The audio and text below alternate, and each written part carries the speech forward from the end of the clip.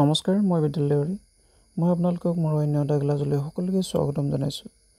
আজি মই এই ক্লাছটোত আগন্তুক ADRE, Assam police, APR, DSS এই সকলোবোৰ কম্পিটিটিভ এক্সামত আহিবলগীয়া আছাম ইয়েৰবুকৰ অন্য 10টা গুৰুত্বপূৰ্ণ প্ৰশ্নৰ বিষয়ে আলোচনা কৰিম।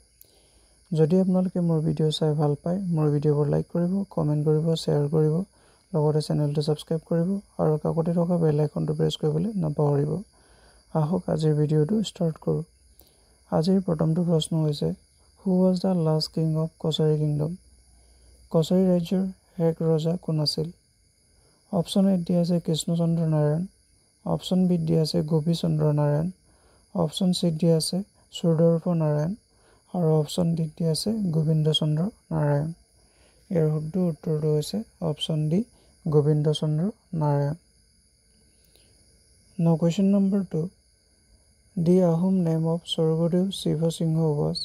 স্বৰ্গদেউ শিৱসিংহৰ আহোম নাম কি?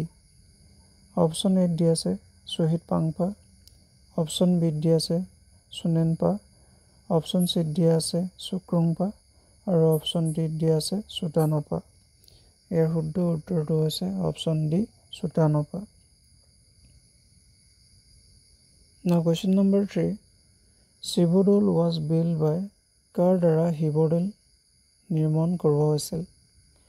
অপশ্যন এত দিয়া আছে শিৱসিংহ, অপশ্যন বিত দিয়া আছে ফুলেশ্বৰী, অপশ্যন চিত দিয়া আছে ৰাজেশ্বৰ সিংহ আৰু অপশ্যন ডিত দিয়া আছে অম্বিকা।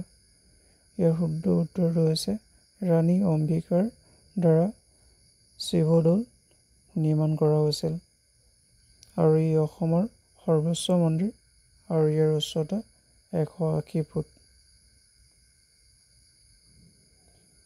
আৰু এই মন্দিৰ নিৰ্মাণ কৰা হৈছিল 1734 খ্ৰীষ্টাব্দত। এইখিনি কথা আপোনালোকে মনত ৰাখিব। Now question number 4. Which king was commonly known as পৰ্বতীয়া ৰজা?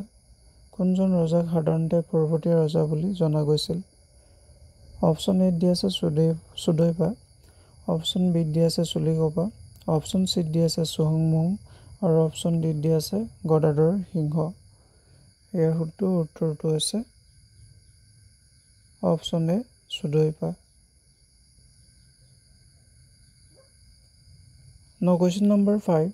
The Chokrahila Wildlife Sanctuary is famous for? চক্ৰশিলা বন্যপ্ৰাণী অভয়াৰণ্য কিহৰ বাবে বিখ্যাত? অপশ্যন এত দিয়া আছে গল্ডেন লেংগুৰ, অপশ্যন বিত দিয়া আছে টাইগাৰ্ছ, অপশ্যন চিত দিয়া আছে ওৱান হৰ্ন ৰাইন'ছ আৰু অপশ্যন ডিত দিয়া আছে ব্লেক পান্থাৰ। ইয়াৰ শুদ্ধ উত্তৰটো হৈছে অপশ্যন এ গল্ডেন লেংগুৰ। চক্ৰশিলা বন্যপ্ৰাণী অভয়াৰণ্য সোণালী বান্দৰৰ বাবে বিখ্যাত আৰু ই অসমৰ ধুবুৰী আৰু কোকৰাঝাৰ জিলাত অৱস্থিত।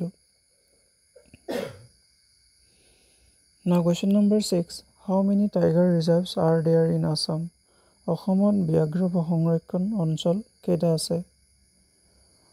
Option A 6, option B 4, option C 2 আৰু অপশ্যন ডি 3। ইয়াৰ শুদ্ধ উত্তৰটো হৈছে 4। অসমত ব্যাঘ্ৰ সংৰক্ষণ অঞ্চল 4টা আছে আৰু সেই 4টা হৈছে কাজিৰঙা, মানাহ, নামেৰি আৰু ওৰাং ৰাষ্ট্ৰীয় উদ্যান। Now question number 7. Which town is also known as the Manchester of Assam? কোনখন চহৰক অসমৰ মানচেষ্টাৰ বুলিও জনা যায়? অপশ্যন এত দিয়া আছে যোৰহাট, অপশ্যন বিত দিয়া আছে শুৱালকুছি, অপশ্যন চিত দিয়া আছে ডিফু আৰু অপশ্যন ডিত দিয়া আছে ডিগবৈ। ইয়াৰ শুদ্ধ উত্তৰটো হৈছে অপশ্যন বি শুৱালকুছি। অসমৰ শুৱালকুছিক অসমৰ মানচেষ্টাৰ বুলি জনা যায়। Now question number 8. Which city is also known as the cultural capital of Assam? কোনখন চহৰক অসমৰ সাংস্কৃতিক ৰাজধানী বুলিও জনা যায়? অপশ্যন এত দিয়া আছে যোৰহাট, অপশ্যন বিত দিয়া আছে গুৱাহাটী, অপশ্যন চিত দিয়া আছে শিৱসাগৰ, অপশ্যন ডিত দিয়া আছে নগাঁও। ইয়াৰ শুদ্ধ উত্তৰটো হৈছে অপশ্যন এ যোৰহাট। অসমৰ যোৰহাট জিলাক the cultural capital of Assam বুলি জনা যায়, অসমৰ সাংস্কৃতিক ৰাজধানী বুলি জনা যায়। ই এটা অতি ইম্পৰ্টেণ্ট প্ৰশ্ন, মনত ৰাখিব। Now question number 9.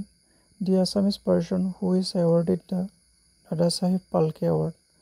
দাদা চাহেব পাল্কে বঁটা লাভ কৰা অসমীয়া ব্যক্তিজন কোন? অপশ্যন এ দি আছে doctor Bhupen Hazarika, option B দি আছে doctor Banikanta Kakati, option C দি আছে পাৰ্বতী প্ৰসাদ বৰুৱা আৰু অপশ্যন ডি দি আছে জ্যোতিপ্ৰসাদ আগৰৱালা। ইয়াৰ শুদ্ধ উত্তৰটো হৈছে ডক্টৰ ভূপেন হাজৰিকা। ডক্টৰ ভূপেন হাজৰিকাই 1992 চনত দাদা চাহেব পাল্কে বঁটা লাভ কৰিছিল। Now question number 10. আজিৰ শেষৰটো প্ৰশ্ন। Who is the first Assamese woman IAS? প্ৰথম অসমীয়া মহিলা IAS কোন? অপশ্যন এ দি আছে পাৰুল দাস, অপশ্যন বি দি আছে মীৰা শৰ্মা, অপশ্যন চি দি আছে সুকলতা দুৱৰা আৰু অপশ্যন ডি দি আছে নান অফ দি এবভ। ইয়াৰ শুদ্ধ উত্তৰটো হৈছে অপশ্যন এ পাৰুল দাস। প্ৰথম অসমীয়া মহিলা IAS হৈছে পাৰুল দাস। আজিৰ সাধাৰণ জ্ঞানৰ 10টা প্ৰশ্ন ইমানেই আছিলে। এই গোটেইবোৰ প্ৰশ্ন আমাৰ বাবে খুবেই দৰকাৰী আৰু এনেধৰণৰ কুৱেশ্যন আমাৰ কম্পিটিটিভ এক্সামবোৰত প্ৰায় আহি থকা দেখা যায়। আশা কৰোঁ আপোনালোকে মোৰ ভিডিঅ' চাই ভাল পালে। আজিলৈ ইমানেই, ধন্যবাদ।